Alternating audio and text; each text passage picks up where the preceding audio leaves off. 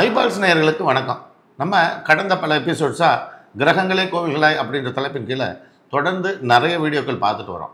அந்த வரிசையில் இன்னைக்கு ஒரு அதிசயமான, அதே போல் ரொம்ப காண கிடைக்காத ஒரு கோவில். இது தேவேந்திரர் கோயில்னு பேர். தமிழ்நாட்டில் இந்திரனுக்கு கோயில் ரொம்ப வெகு சில தான் இருக்குது. இந்திரன் வழிபட்ட ஸ்தலம்னு சொல்லி சிவஸ்தலம் நிறைய இடத்துல இருக்குது. ஆனால் இந்திரனுக்கு உண்டான கோயில் விரல் விட்டேன்ற மாதிரி தான் இருக்குது.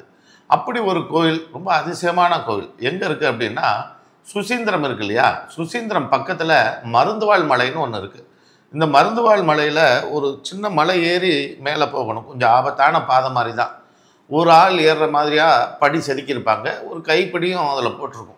இதை பிடிச்சி மெதுவாக மெல்ல மேலே ஏறி போனோம்னா அங்கே தேவேந்திரர் சன்னதி அங்கே இருக்குது. இதுக்கு நிறைய வரலாறுலாம் உண்டு. ஒரு கண் பார்வை தெரியாத ஒரு சிற்பி அவர் கண் பார்வை கிடைத்த பின்பு இந்த கோவிலுக்கு மேலே போகிறதுக்கு தேவையான அளவுக்கு ஒரு ஆள் மட்டும் ஏறி போகிற மாதிரியான படிகள் அமைச்சு அவர் அந்த கோயிலுக்கு போகிறதுக்கு ஏற்பாடு பண்ணியிருக்கிறார். அங்கே மேலே போய் பார்த்தா அங்கேருந்து சுசீந்திரம் கோயில் நேராக தேவேந்திரன் பார்த்த மாதிரி நிற்பார். சுசீந்திரம் கோயிலுக்கு நேர் எதிரில் தான் இருக்கும் இந்த கோவில். ரொம்ப ஆச்சரியமான கோயில். இந்த கோயிலை என்னுடைய குருநாதரும் சொல்லியிருக்கிறாரு, சில ஆட்களுக்கு குபேரத்தன்மையை கொடுக்கக்கூடிய கோவில் இந்த கோயில் தான் அப்படின்றத சொல்லியிருக்கிறார். இந்த மலை மேலே அவ்வளோ ஒரு பாறையிலையும் அங்கே ஒரு வற்றாத சுனைநீர் இருக்குது. அந்த சுனைநீரை எடுத்து கொண்டு உங்கள் வீட்டில் நீங்கள் வச்சுக்கிட்டிங்கனாலும், அதை வழிபாடு பண்ணிட்டு வந்தீங்கனாலும் உங்களுக்கு தேவையான அளவுக்கு செல்வ வளங்கள் உங்களை தேடி வரும். அதே போல் பதவி, பட்டம் இதையெல்லாம் தேடி நீங்கள் ரொம்ப அலைஞ்சிட்ருக்கிறீங்க. நான் இந்த இடத்துல ஒரு பொசிஷனுக்கு வரணும், எங்கள் ஊரில் ஒரு கவுன்சிலர் ஆகணும், நான் இந்த தலைவர் பதவிக்கு நிற்கிறேன், நான் ஜெயிக்கணும், இப்படி நினைக்கிறவங்களுக்கும் இந்த கோயில் ஒரு வரப்பிரசாதமான கோவில்.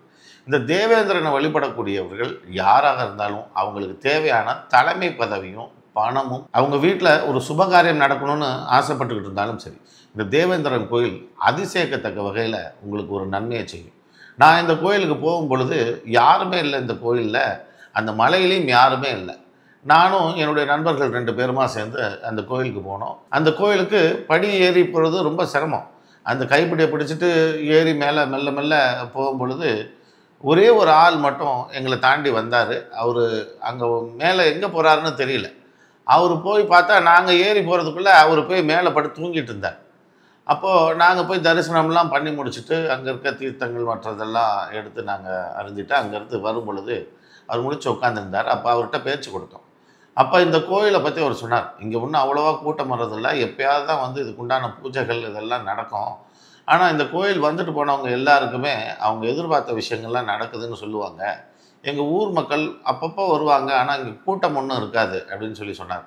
எனக்கு ஆச்சரியமாக இருந்தது. இவ்வளோ ஒரு அதிசயமான ஒரு கோயில் நம்ம தமிழ்நாட்டில் இருக்குது, ஆனால் ஏன் இங்கே கூட்டம் போகிறதில்ல அப்படின்னு சொல்லிட்டு வந்துட்டோம். வரும்போதே நாங்கள் தாண்டி வரும்பொழுது ஒரு வேன் ஒன்று எங்கள் கிராஸ் ஆகி போச்சு. அந்த வேனில் குபேரா அப்படின்னு தான் எழுதியிருந்தது. நாங்கள் ஒரு விளையாட்டுத்தனமாக சொல்லிட்டு வந்தோம், அங்கே பாருங்கள் நம்ம இதுக்காக தான் வந்தோம், கடைசியில் அங்கே கரெக்டாக ஒரு குபேரான ஒரு வண்டி போகுது பாருங்கள் அப்படின்னு சொல்லிட்டு நாங்கள் கிராஸ் ஆகி வந்துட்டோம். இதுக்கப்புறம் இது நிறைய பேருக்கு சொன்னோம். அது அவங்கெல்லாம் போய் அதை பயன்படுத்தி வெற்றி பெற்றாங்க. இப்போ தற்சமயம் என்னுடைய மாணவர் ஒருத்தர் இருக்கிறார். அவர் பேர் அரண்.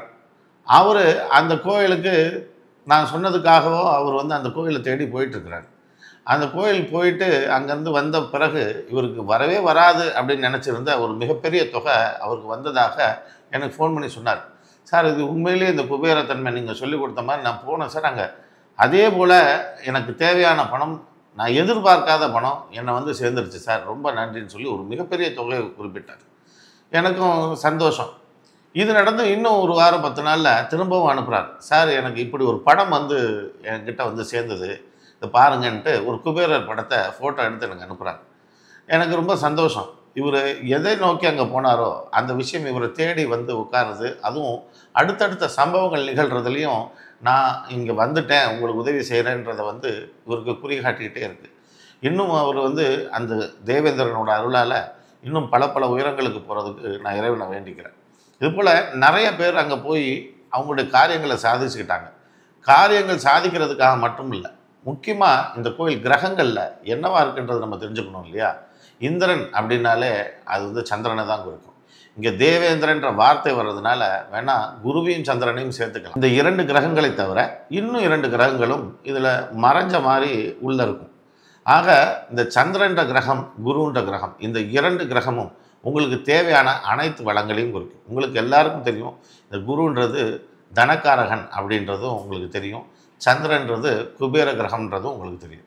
இந்த 2 கிரகமும் சேரும் பொழுது உங்களுக்கு தேவையான செல்வ வளங்கள் அனைத்தும் உங்களை தேடி வரும்.